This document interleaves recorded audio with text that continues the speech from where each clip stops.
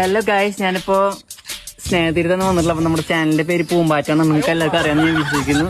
പിന്നെ ചലഞ്ചാണ്. ചേട്ടാ ഒന്ന് വരുമോ? ചേട്ടാ ഒരു ചലഞ്ചിന് ചേട്ടന് ഇഷ്ടമുണ്ടോ തയ്യാറെടുക്കാൻ വേണ്ടി? അതായത് ഇത് തിന്നു കഴിഞ്ഞാല് പൈസ കിട്ടും. ചേട്ടന് വേണം ചലഞ്ചിലുണ്ട്. ചേട്ടൻ ഇങ്ങോട്ടല്ല ഇങ്ങോട്ട് നോക്ക്.